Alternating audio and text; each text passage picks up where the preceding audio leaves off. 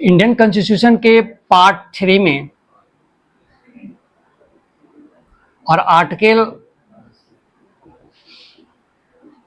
12 से लेकर 35 में फंडामेंटल राइट्स की चर्चा है। इंडियन कॉन्स्टिट्यूशन में जो फंडामेंटल राइट का कंसेप्ट है वह हम लोग यूएसए के कॉन्स्टिट्यूशन से लिए, लेकिन यूएसए के कॉन्स्टिट्यूशन में भी बेसिक कॉन्स्टिट्यूशन जो था इसका, उसमें फंडामेंटल राइट की कहीं चर्चा नहीं है। इसमें बिल ऑफ राइट ये कंसेप्ट या फंडामेंटल राइट का जो कंसेप्ट है ये ब्रिटेन से लिया गया और 1791 में अमेरिकन कॉन्स्टिट्यूशन में 10th अमेंडमेंट किया गया, जिसके द्वारा इसमें बिल ऑफ राइट को जोड़ा गया और वहां से हम लोग इंडियन कॉन्स्टिट्यूशन में लिए। वर्ल्ड के जितने भी कॉन्स्टिट्यूशन हैं उसमें फंडामेंटल राइट को जितना डिटेल डिस्क्रिप्शन इंडियन कॉन्स्टिट्यूशन में किया गया है उतना वर्ल्ड के किसी भी कॉन्स्टिट्यूशन में नहीं किया गया है। फिर भी इंडियन कॉन्स्टिट्यूशन में भी फंडामेंटल राइट को डिफाइन नहीं किया गया है कि फंडामेंटल राइट्स है क्या, किसको फंडामेंटल राइट्स कहते हैं। तो फंडामेंटल राइट्स को अगर हम डिफाइन करें तो 3 कंसेप्ट है, 3 बेसिस हैं इसके, कि वह राइट जो किसी भी पर्सन के मेंटल, मोरल और स्पिरिचुअल डेवलपमेंट के लिए, बौद्धिक, नैतिक और आध्यात्मिक विकास के लिए जो राइट जरूरी है किसी भी मानव के लिए, उसे हम फंडामेंटल राइट्स कहते हैं। किसी भी व्यक्ति के बौद्धिक विकास के लिए,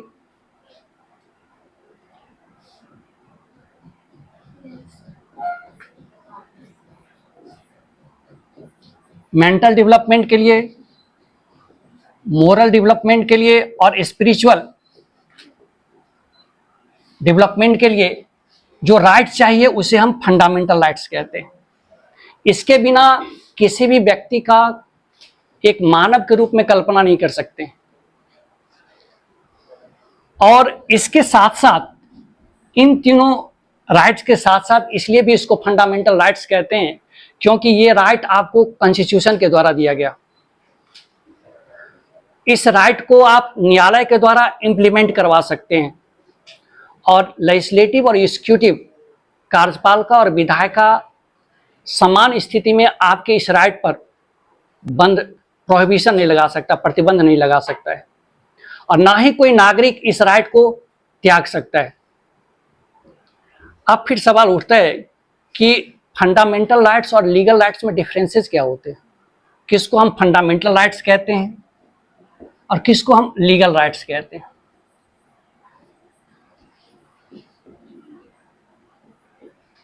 इन दोनों में डिफरेंसेस क्या है?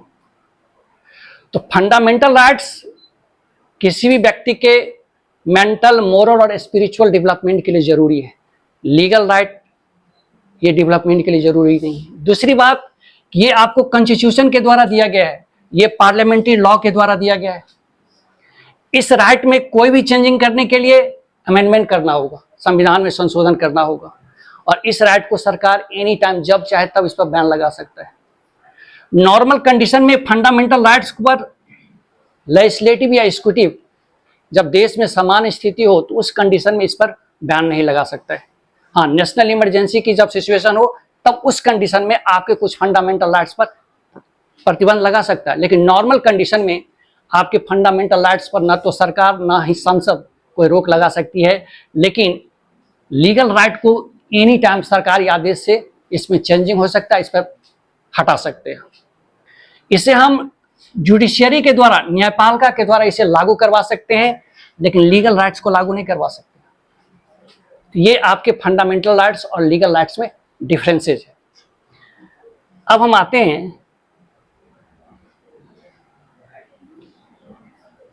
कि फंडामेंटल राइट्स का हिस्ट्री देखें कि वर्ल्ड में सबसे पहली बार कहाँ विकास हुआ इसका, फिर इंडिया में कैसे ये डेवलप हुआ, कब से इसकी मांग शुरू हुई। तो वर्ल्ड के स्तर पर फंडामेंटल राइट्स का विकास हम लोग मानते हैं कि सबसे पहले ब्रिटेन में हुआ। मैग्ना कार्टा वर्ड्स का नाम सुनते हो? मैग्ना कार्टा क्या है?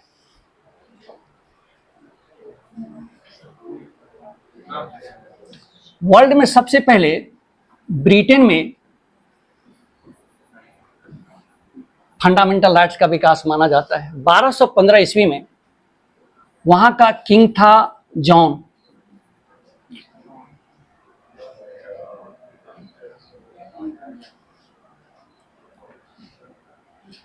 किंग जॉन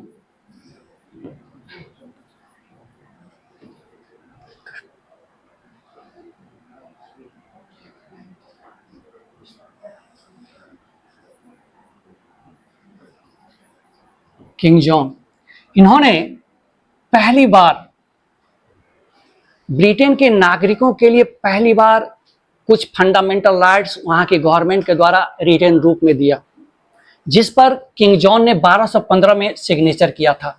इसी को मैग्ना कार्टा कहते हैं। मैग्ना कार्टा फंडामेंटल राइट से संबंधित वर्ल्ड का पहला रिटन डॉक्यूमेंट्स है, जिसके द्वारा ब्रिटेन के नागरिकों को कुछ फंडामेंटल राइट्स दिए गए। इसके बाद ब्रिटेन में ही 1689 में बिल ऑफ राइट लाया गया। बिल ऑफ राइट भी फंडामेंटल राइट से संबंधित एक रिटन डॉक्यूमेंट्स है, जो 1215 से लेकर के 1689 तक डिफरेंट ब्रिटिश किंग के दौरान ब्रिटेन के नागरिकों को जो फंडामेंटल राइट्स दिया गया था उसकी चर्चा इसमें है, बिल ऑफ राइट्स में। ब्रिटेन के बाद फ्रांस में फंडामेंटल राइट्स का विकास हुआ और फ्रांस के बाद यूएसए में आया, और उसमें भी यूएसए में जो बेसिक कॉन्स्टिट्यूशन था उनका, उसमें फंडामेंटल राइट्स की कहीं चर्चा नहीं। इसी को 10वां अमेंडमेंट के द्वारा इस बिल ऑफ राइट को अमेरिकन कॉन्स्टिट्यूशन में 1791 में 10th अमेंडमेंट के द्वारा इसमें ऐड किया गया बिल ऑफ राइट को। तो अमेरिकन कॉन्स्टिट्यूशन में जो फंडामेंटल राइट का कंसेप्ट आया वो ब्रिटेन से आया। अब जहां तक भारत की बात है, तो इंडिया में सबसे पहले जो फंडामेंटल राइट्स की डिमांड है,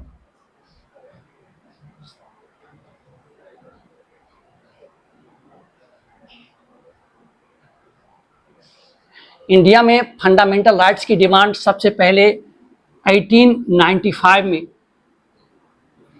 स्वराज विधेयक में लाया गया। स्वराज बिल में लाया गया बाल गंगाधर तिलक के द्वारा।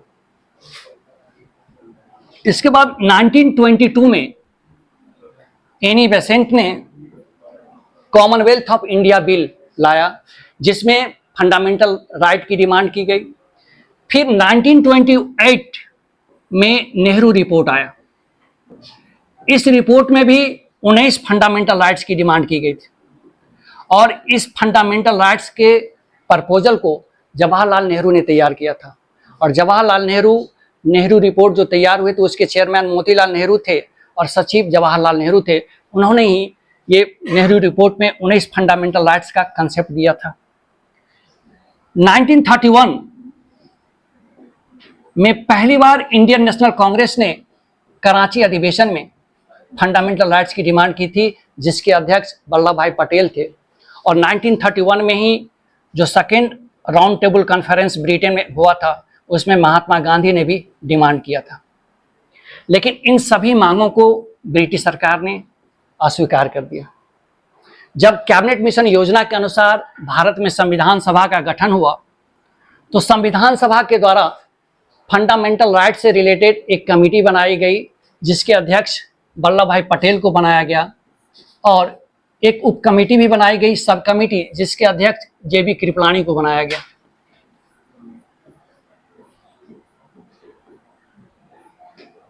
इन्हीं दोनों के रिकमेंडेशन से इंडियन कॉन्स्टिट्यूशन में फंडामेंटल राइट्स को शामिल किया गया, और संविधान सभा में फंडामेंटल राइट पर 25 डेज तक डिस्कशन हुआ था। इसके बाद इसको फंडामेंटल राइट्स को शामिल किया गया। जो बेसिक कॉन्स्टिट्यूशन था इंडिया का, उसमें 7 फंडामेंटल राइट्स थे, लेकिन वर्तमान में केवल 6 हैं। 44 अमेंडमेंट के द्वारा संपत्ति के अधिकार को निकाल दिया गया। अब अगर हम ये कहें कि ब्रिटेन में फंडामेंटल राइट्स को बिल ऑफ राइट कहा जाता है, फ्रांस और अमेरिका में इसको नेचुरल एंड इनएलिएनेबल राइट कहा जाता है। भारत में फंडामेंटल राइट को right given by the constitution, संविधान के द्वारा दिए गए अधिकार शब्द यूज किया गया है। तो ये हमारा फंडामेंटल राइट्स का डिस्क्रिप्शन है। अब है कि फंडामेंटल राइट्स होते कितने हैं, फिर एक एक राइट्स की डिस्क्रिप्शन है। आर्टिकल 14 जैसे राइट टू इक्वलिटी 14 से 18 में है, तो आर्टिकल 14 क्या कहता है, 15 में फिर कितने सेक्शंस हैं उसके बारे में।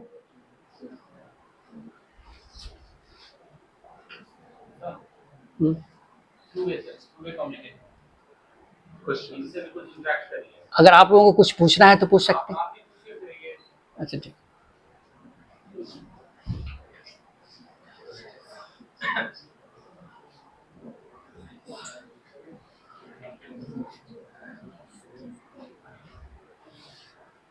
अगर मैं ये पूछूं कि किस आर्टिकल को, फंडामेंटल राइट्स के किस आर्टिकल को core of the fundamental rights कहा जाता है?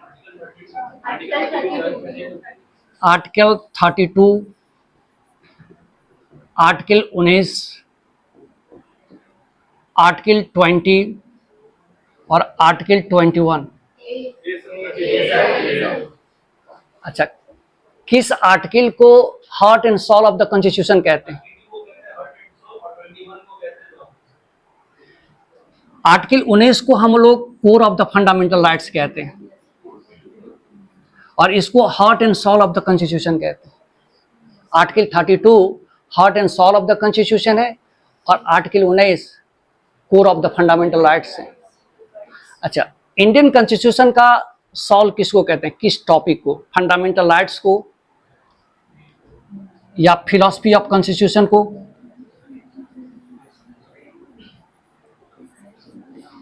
फंडामेंटल राइट्स को या डीपीएस को या फंडामेंटल ड्यूटीज को? इसमें से किसे हम heart and soul of the constitution कहते हैं?